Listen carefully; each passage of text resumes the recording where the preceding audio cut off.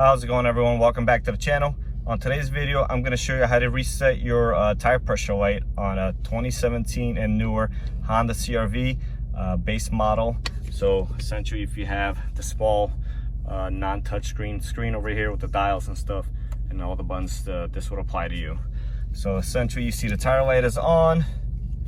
You're going to go ahead and use this button over here to scroll until you get to vehicle settings.